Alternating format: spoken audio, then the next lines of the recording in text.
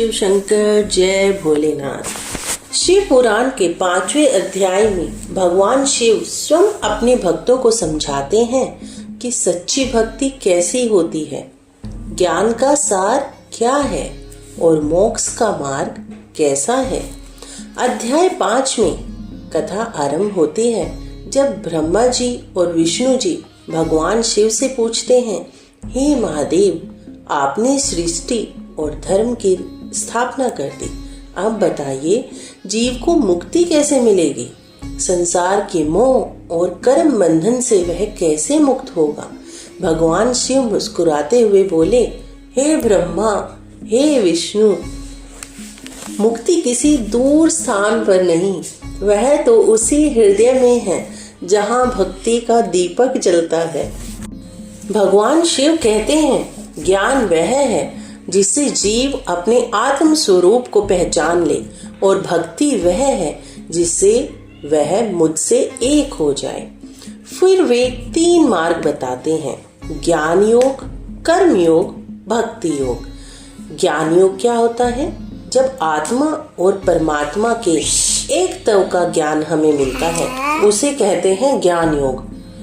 कर्म योग, कर्म योग क्या है? निस्वार्थ भाव से अपने कर्मों का पालन करना ही कर्म योग कहलाता है। और तीसरा है भक्ति योग, प्रेम और श्रद्धा से ईश्वर का स्मरण करना ही भक्ति योग है। और शिव स्वयं कहते हैं, इन तीनों में सबसे सरल और सर्वोत्तम है भक्ति का मार्ग, क्योंकि भक्ति में तर्क नहीं, केवल प्रेम होता है। फिर कथा में बताया गया है कि एक भक्त था जिसका नाम था उपमन्यु, जो छोटे बालक होने पर भी भगवान शिव का परम भक्त था।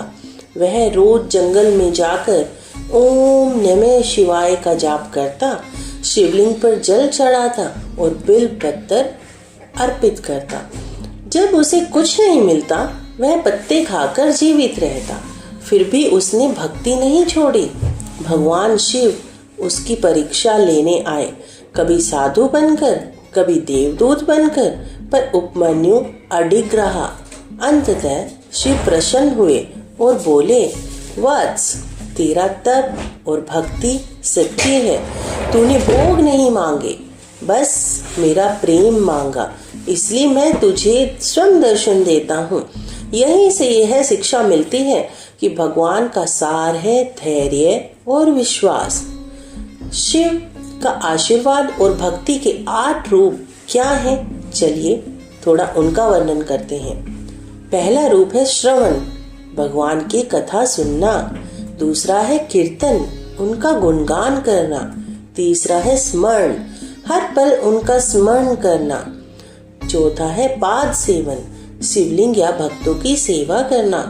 5वां अर्चन, पूजा और अर्पण करना। 6ठा है वंदन, नतमस्तक होकर प्रणाम करना। 7वां है दास्य, स्वयं को उनका सेवक मानना। 8वां है संख्या या आत्म निवेदन, भगवान से पूर्ण समर्पण करना। फिर से बोले, जो भी इन मार्गों में से एक को सच्चे मन से अपनाता है, मैं स्वयं उसके जीवन में बस जाता हूँ। अध्याय 5 में शिव यह भी समझाते हैं कि मुक्ति तब मिलती है जब मनुष्य अपना अहंकार छोड़ देता है। जो कहता है मैं करता हूँ वह बंध जाता है। जो कहता है सब शिव की इच्छा से होता है वही मुक्त हो जाता है। उन्होंने यह भी कहा, मुझे पाने के लिए बड़े यज्ञ या सोने चांदी की पूजा नहीं चाहिए, बस एक सच्चा मन चाहिए जो कहे, महादेव मैं तेरा हूँ। भक्ति का फल क्या मिलता है? भगवान शिव अपने भक्तों को वचन देते हैं, जो सच्चे मन से मेरी आराधना करता है मैं उसे कभी दुखी नहीं रहने देता। मैं उसके हृदय में शांति, संतोष और साहस भर देता हूँ। यह अध्याय बताता है कि शिव अपने भक्तों से केवल एक चीज चाहते हैं, भक्ति में सच्चाई, ना दिखावा ना डर, बस प्रेम।